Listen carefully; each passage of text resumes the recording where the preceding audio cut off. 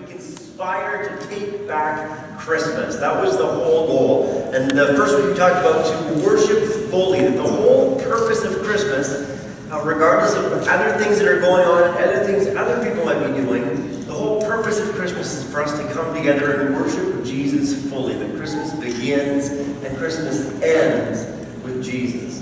This is the first invitation that we gave. The second invitation was this. It was to spend less. That instead of trying to outspend or overspend or spend more, that it shouldn't be all about the gifts, but actually we could try and communicate love with our words and our actions. We're going to talk about more of that this morning. Thanks for joining us as we do that.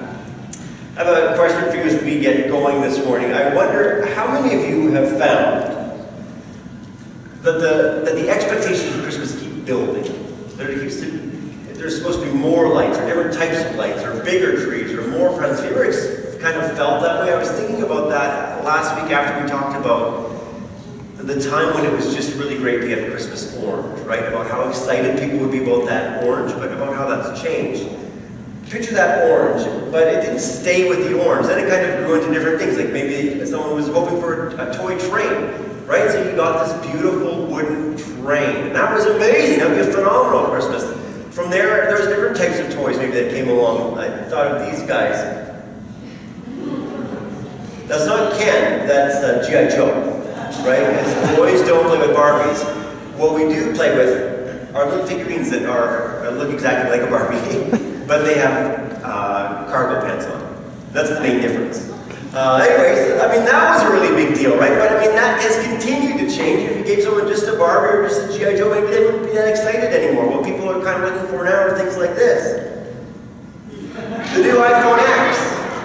Right? And so it's interesting just to kind of think through that about maybe the dollar amount or the value of those things. A Christmas orange would have been a very special thing for some people. It would be a one-time thing. Maybe you'd only have that one orange on that Christmas, and there was a real value to that. There's also a real value to the iPhone X. It starts at $1,029. That's the value of the iPhone X. And we think, oh, if that's what they asked for, not just adults or young adults or teens, but children. My own children have been asking, when do we get a phone? When you get $1,029, that's when you get the phone. Actually, there's even a roadmap in our house that once they've written us a report about why they need a phone and what they'll do with it and how they'll use it responsibly, then we can actually start the conversation about what that might look like.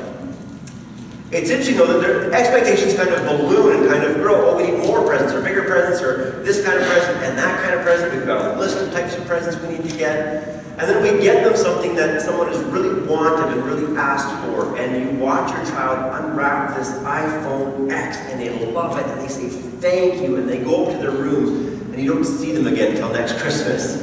Right? Because this can become so consuming with the gifts that we are given, especially things like electronics. So how do we get there? I think one of the breakdowns that has happened in Christmas is that we've made it about the stuff.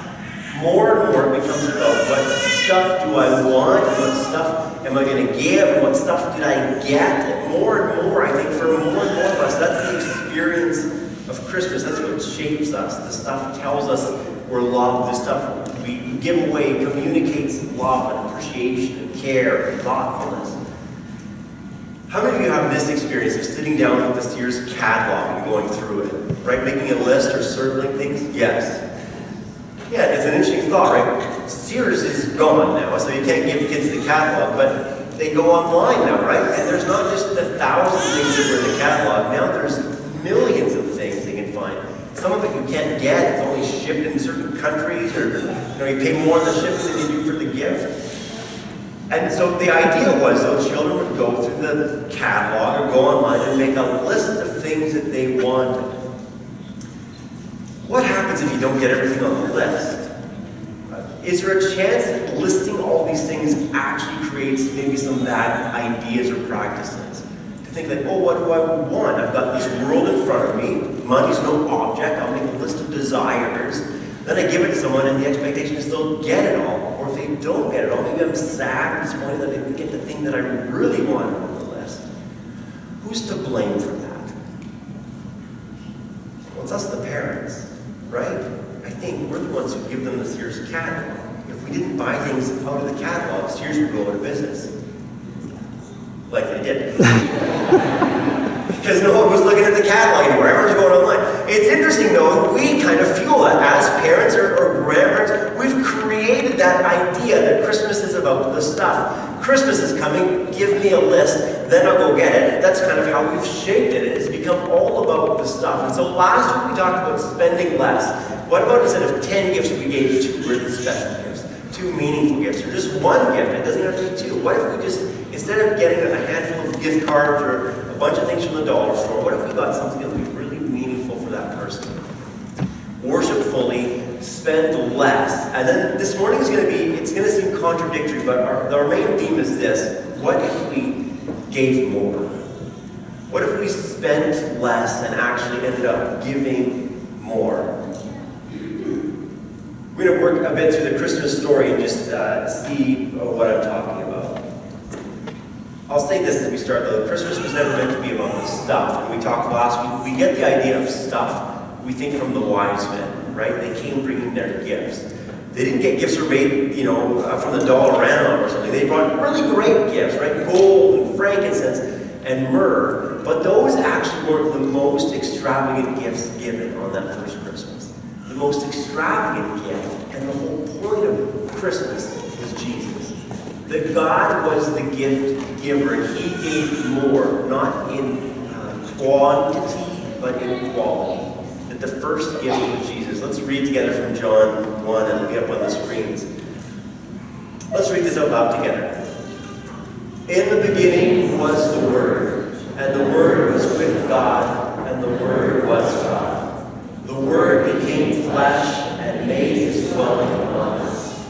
We have seen His glory, the glory of the one and only Son, who came from the Father, full of grace and truth. The whole concept of Christmas, the whole message there is that the gift is actually Jesus. That He's the celebration, He's the gift, He's the present that makes it so significant and so meaningful. It's not that these guys show up later with gifts to give to Jesus. It's that God is actually giving us something phenomenal at Christmas. That He sends Himself, that Jesus, the one and only Son of God, the one and only Savior of the world, comes to us then. This week in our life group, at our small group Bible study, we're going through this series, the Advent Conspiracy, and somebody shared there that they've been struck by how significant that gift is and what a sacrifice that was. That God Himself makes this huge sacrifice at Christmas as Jesus comes to us. And some of the thoughts we talked about were that Jesus comes from heaven where it's absolutely perfect and there's nothing wrong at all, and comes to a world that is absolutely broken and is full of trouble and tragedy. That Jesus gives up being in a place that's absolutely perfect, where everyone knows Him and worships Him, to a place where nobody knows Him and people reject Him. Jesus makes this incredible sacrifice as He goes to being God Himself, all-powerful, creating everything just with His own voice, becoming here where He's humble and lives in weakness. And all that power is put aside as He humbles Himself and comes as a servant. There's huge sacrifice that God puts into Christmas as He comes to us as the first and best and perfect gift. It's interesting, I love that passage. I'll let you finish it. It says this: the virgin will be with child, and He will be called what? Which means what? God with us. That's the gift. That's a prophecy from the Old Testament saying, what's this event, what's this significant event going to be all about? It's going to be about this gift, who has a name. They'll call Him Emmanuel, which means God with us. It's all about Jesus. It's all wrapped up in that. I want you to think for a minute about how Jesus spends His time. As God comes to earth for us, what's He do with Himself? How does He spend the time that He has here? Well, it's interesting that He doesn't choose to spend it with the wealthy. He doesn't spend it with the influential. He doesn't spend it with the religiously significant or the powerful or influential there. Instead, He seems to make time for the nobodies. and the outcast, people who have been shunned and rejected, people who have to live outside of the city because of the diseases that they carry, people who have been ostracized because of life decisions they've made and the number of failed marriages that they have. Jesus seems to choose all sorts of people who don't seem to fit in anywhere else. One example of that is Matthew. I want to read this, just a portion of that story for you. It's the calling of Matthew.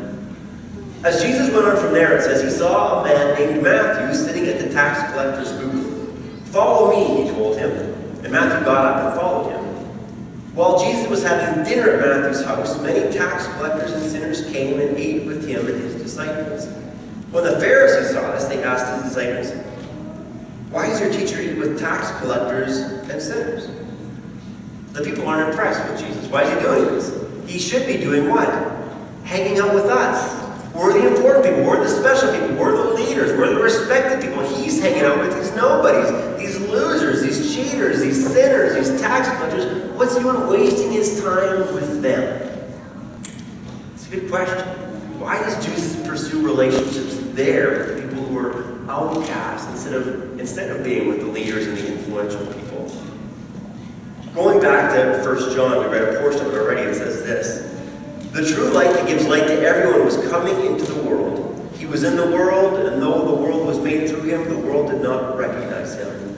He came to that which was his own, but his own did not receive him." Jesus makes this huge sacrifice in coming to us to be present with us. And John tells us we didn't get it. We didn't recognize him. We didn't appreciate him. In fact, we rejected him.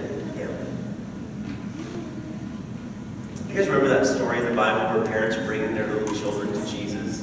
Remember that? It seems like he's kind of out on the hillside. They line up their kids, they're bringing them to Jesus, and they sit on his knee, and then the parents say, "Tell him what you want for Christmas." And they say, "I want a little train," and then shazam, a train appears, right? Remember those stories? "I want a Barbie doll." Shazam, there's a Barbie doll there. Remember that? That doesn't happen. They bring their children to Jesus for him to do what? To bless them. Who gets upset by that? Matthew and the other disciples. It's interesting, I think, that Matthew goes from being an outsider who's rejected and has no status in his own society. He gets called by Jesus, and then during his time with Jesus, he seems to forget about who he used to be. And suddenly maybe starts to think that he deserves Jesus' friendship, that he deserves Jesus' attention, that he deserves Jesus' friendship. And as these children come up who had no status in society, he says, "Get out of here. Get out of here. You're bugging Jesus. He should be spending time with us." Because all of a sudden, for whatever reason, Matthew now feels significant and important and proud about where he is in society. And he loses sight of who Jesus actually comes to reach out to. Church, I think sometimes that becomes us. As we come to know Jesus, I think we realize, like, man, Jesus shouldn't have chosen me. I'm not worthy to be chosen by Jesus. He shouldn't have selected me. He shouldn't have called me as a disciple. I'm not worthy to be called part of his family. But then we look around outside of the church and say, well, that person got way off track, right? And we don't say that with compassion. We say that with, like, judgment. What's that person doing? Why is that person living that way? Or someone comes into the church and we make sure we don't say hi to them because we think, like, oh, that person's a real scoundrel. I saw them downtown, you know what they were doing? And we start to think, maybe like the disciples did, that there's something unique and special about us, and that's why God calls us. And then there's something not special or unique about those people out there, and that's why God doesn't call them. It's interesting that Jesus, who is absolutely perfect, chooses to spend his time with all of those sorts of people. And one of the goals that we should have as a church is to make sure that we remain so aware that we continue to be those people. We haven't earned God's love. We haven't won him over. We haven't proven ourselves to him. It's all his sacrifice. It's all his love. It's all his grace extended to us and then brings us into his family. It's not the other way around, that we've worked our way in or won our way in or deserved our way into his family. I think it's interesting that transition can happen. It makes me think about how a really good thing can become a bad thing. Like, have you ever given someone a Christmas present and it actually ended up a bad thing for them. Maybe they opened it up and then their kids were fighting over the present because you only got one kid that present, so kids are arguing. Or maybe you got a present and it was broken. I shared one of my stories last week where that good thing became a bad thing. Or maybe you've given someone, or maybe someone's given a present to you for your children and it beeps, it makes a lot of noises. And by Boxing Day, you just want to smash it with a hammer, right? Or like throw it off the back deck. This good thing has become suddenly a bad thing. It's possible for us to make our calling in Jesus and His grace to us a bad thing if we start to think this is for me, but not for those people. Those people don't qualify, those people don't measure up. We can twist that around instead of just seeing that it's all blessing and it's all gift and it's all from Jesus. The gift of Christmas isn't the stuff, it's the presence of God. That's what it was always meant to be about. The gift of Christmas is Jesus Himself, God in the flesh. The Bible says that we are cut off from God, that we're separated, that we're dead in our sins, that there's nothing we can do to help ourselves or earn our salvation, and that's when Jesus comes to us. And then Jesus chooses to give Himself to us. His time, His energy, His words, His power, His strength, His love, His compassion. Ultimately, He gives His life. As we think about the manger of Christmas, the manger is just one part of the story that then leads to the gift of Jesus being nailed to the cross.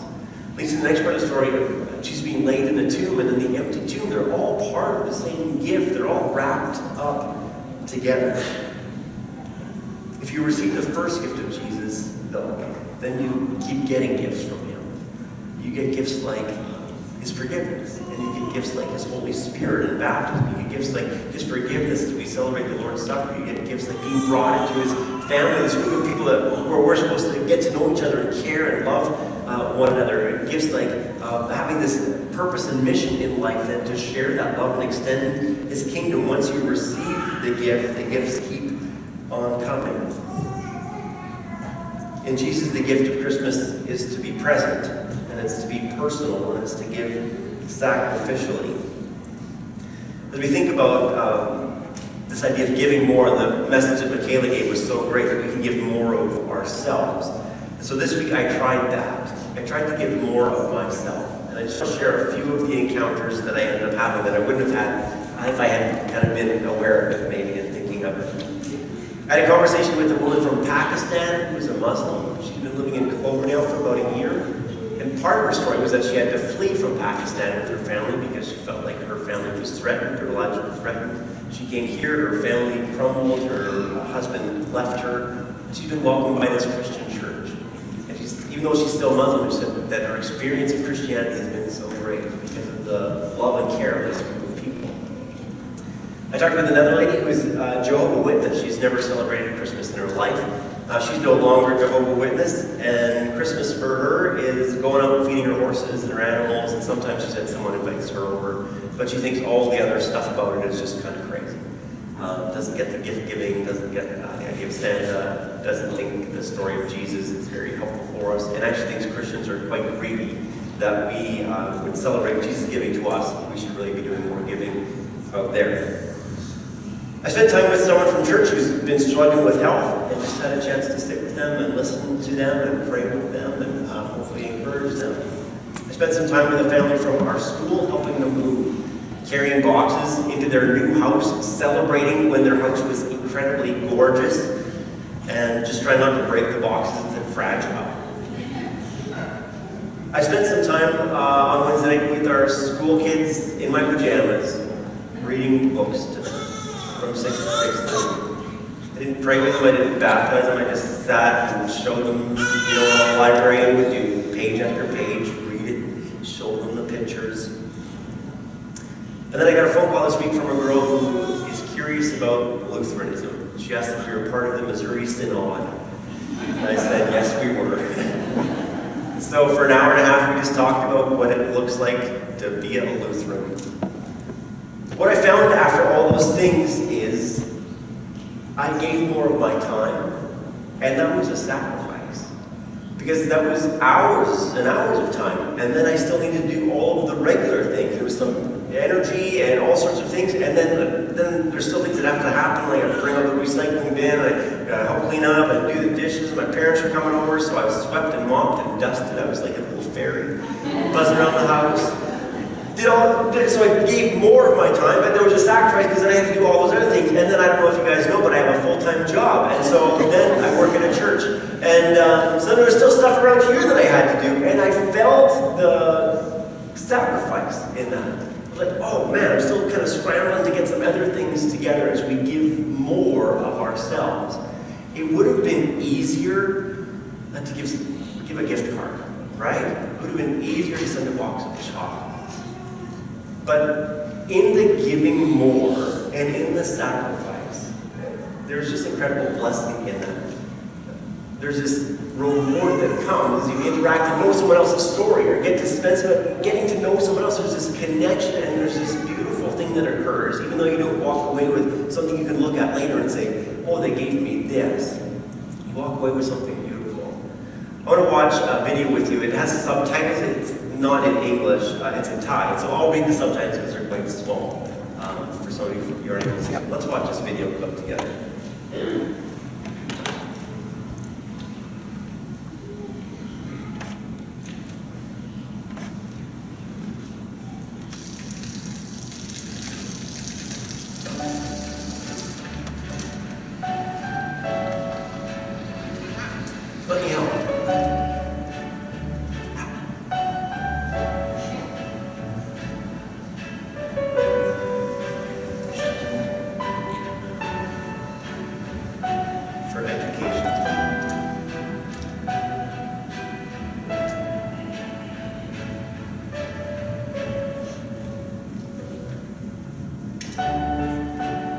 จะได้อะไร What does he get ถ้าเขาทำแบบนี้ทุกวัน every day?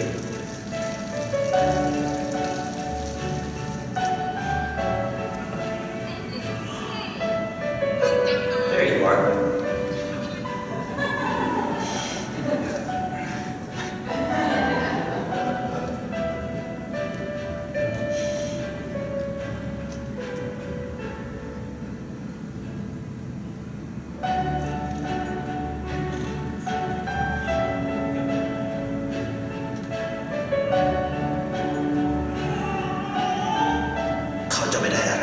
It's nothing. ไม่ได้รวยขึ้น You won't be richer. ไม่ได้ออกทีวี You won't appear on TV. ไม่มีใครรู้จัก Still anonymous. ไม่ได้มีชื่อเสียงที่มาก Not a bit more famous.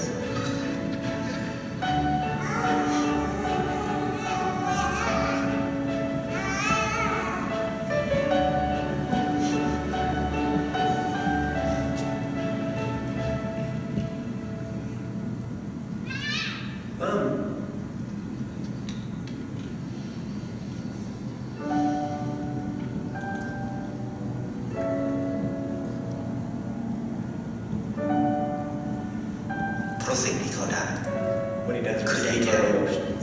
ความรู้สึก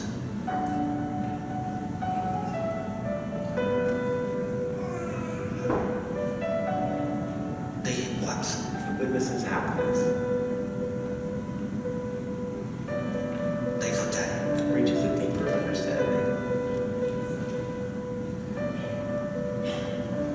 ได้ความรัก Feels the love. ได้ในสิ่ง Receives ที่ what มัน money ซื้อ can't ไม่ได้ buy. ได้โลก A ที่สวย world งาม made กว่าเดิ more ม beautiful. Here's that child. ในชีวิตคุณ And in your life, อะไรคือสิ่งที่คุณต้อง what การ is มาก it ที่ that สุ you ด desire most? Thai insurance. What is it that you desire most this Christmas? You know, it's interesting to think about, but there is nothing that you can buy in a store that they couldn't buy themselves. There's nothing you can find online that someone else can find online for them. There's nothing that you can give that they couldn't get somewhere else except for yourself. Or something that you've invested in and made for them. Everything else is mass-produced and they could find it on their own or get it some other way. The story of Christmas is of this incredible God who gives us himself. That he comes in the flesh, he comes and spends time with us. It says in John that he came and dwelt among us. He hung out and lived here and lived in their neighborhood and visited with them and saw them day after day after day and spent time with them and spent time with people that he wasn't connected to. There was no benefit for him. There was no blessing for him. He was just giving more and more and more of himself through all those things. I don't know what your Christmases are like, as I think back about my own Christmases. I shared one story last week, but some memories that I have that are just really clear to me. My parents are actually here this morning, so they can testify that these are true. Our Christmas would often start like this. We'd all be getting dressed up, which was unusual for, like, dressed up with tie or dress shirt, which was unusual in our house, and so we'd all be arguing and fighting on our way to Christmas Eve service. We'd all be kind of cranky. Then we'd all hop into the truck. It'd be dark and freezing cold, like -20, lots of snow. And we'd all be sitting in there shivering, and Mom wasn't ready yet. So we'd just be sitting there freezing. Then we'd get to church, and the Weems family always did everything at church. We lit all the candles, we dimmed the lights, we did the slides, we were playing instruments. So it was this Weems family circus. And then afterwards, we'd often drive around and see some lights again in the freezing truck, but sometimes it was warmed up. Then we'd come home and we'd have a feast, and there'd be shrimp, and there'd be oysters. Oh, the delicious canned oysters. That my wife won't let me eat. And all these great things, there'd be butter tarts, my mom would make cinnamon buns and all sorts of baking, and then we'd eat that, and then there would just be this mountain of presents when we came home. There would just be like this wall of presents, and we'd rip open our presents, and often my younger sister Sarah, she'd be the one who handed them out, right? We'd be the gift giver who looks under the tree and finds one for everybody. We'd do that. And then as the presents started to dwindle, my mom would say, "Oh yeah," and she'd scurry off and she'd bring out some other present she'd forgotten or was saving. Then a few minutes later, "Oh yeah, there's another present. Oh yeah, there's another present." We'd unwrap all of these presents, and we'd stay up super late and have lots of fun. We'd play crokinole, remember that game? You'd flick until your finger was just so sore you couldn't use it the next day, or we'd play crib or something like that. I'd have great memories of Christmas. What I can't remember clearly are any of the gifts. It wasn't about the gifts. My memories, my best memories, and I'm sure my parents spent thousands of dollars on presents, but I don't remember that. I had a whole fleet and army of G.I. Joes. That was a blessing and a curse because I couldn't put them together. Like all the things, I'd have to wait for my brother to do that. And I'm arguing with him. "Can you build my toy first, please?" Anyway, what I don't remember are the gifts. I remember just the giving of ourselves, right? Just being present, being there, spending time with each other. Maybe it's something that someone had made or done that was special or unique, but it was the presence of each other. The gift of Christmas, that Jesus comes to us, Emmanuel, God with us. He came and dwelt and lived with us. That is the greatest gift the world has ever known. That is the greatest gift that you can give, is your presence. So just be present. I don't know if you struggle with that. I feel like I'm struggling with that right now. I feel like my phone is always buzzing in my pocket. There's always one more message I want to send off, one more text, one more email. I just feel that pull. I know that the greatest gift that you or I could give is to just be present and to give more of ourselves. And there's a sacrifice in that. But there's also this incredible blessing. Church, as we go out as part of this conspiracy, I would encourage you, and maybe it's just about too late or too late for this year. Maybe you've already bought all your presents, but it's not too late to now give more of yourself. And there'll be a sacrifice and a blessing. And the blessing will be for you, but it's also for the other people as you go as the light of the world and share this gift of Jesus, this gift of grace. As you spend time with people who maybe wouldn't expect it and you don't know why you're showing up to sit with them and help fold laundry, or bring in some bacon that you made, or just stop by to check in and see how they're doing. Maybe they won't get that, but they will experience the blessing in it too. I want to just share as we close this list of Christmas to-do list. Be present. Wrap something in a hug. Stand to love. Donate food. Make memories, and be the light. The greatest gift the world has ever known is Jesus, who continues to live in you and me may we go and share that gift and light with the world around us. Let's pray together.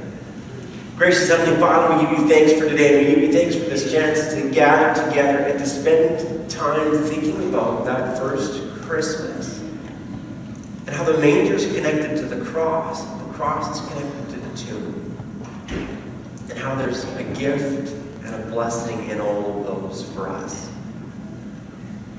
God, you were the first and the greatest gift giver. You gave the most costly and sacrificial gift, and you gave it all for us. For that reason, we worship you. God, I pray that this Christmas, this Advent season, that we would be called to worship. And that as individuals and families, that we would experience that in a new and richer, deeper, and more profound way than we have even in the past. And God, I pray that our celebrations on Christmas Eve and Christmas Day would be more and more about you, that there can still be presents, and there can still be gift-giving, and still be celebrating. But God, help that to be less and less about what's wrapped up under the tree, and more about the people who are present there. God, for those who are struggling, maybe they're struggling with their mental health, maybe they're struggling with their body image, maybe they're struggling with their relationships, maybe they're struggling financially, maybe they're struggling because they can't go to be with the family that they want to be with, or maybe that family is splintered and this will be the first time they're not together, maybe they've lost someone this year. God, for all of those families, I pray that you bring healing and comfort and reconciliation and hope, and even in the midst of those struggles, that they would experience you in a way that they've never done before, in a way that would supersede and exceed all other expectations that they might have had for Christmas. God, I thank you for this incredible gift of Jesus. Thank you for your incredible generosity towards us, and your grace towards us, your compassion. Thank you that in Jesus we find forgiveness and life and hope and truth and meaning and purpose and value and comfort and hope and life. Thank you for all those gifts and others that we haven't even talked about this morning. God, I pray for each person here that they've experienced more of you this year. And God, as we go about, as we try and give more, that'll be a change in our thinking for many of us. That'll be a change in our scheduling for many of us. That'll have consequences for many of us. And so I pray that you would just help us to take one step at a time and trust that you'll sort out the rest of the details in that. Lord, we thank you for this chance to gather. We pray that you keep working in us well beyond this service, well beyond this afternoon, but into the week ahead. We pray for everything else that's going on in our church, in our school, in our manor. We pray for everything else going on in our little community. We pray for Cloverdale as it gathers together many people for a parade this afternoon. We pray that you keep all those people safe. And God, we pray for everything else coming up in our schedules, the things that we already have lined up. May those all be honoring to you. We pray praise and glory to you. We commit all those things to you through Jesus, who taught us to pray. Our Father, who art in heaven, hallowed be thy name.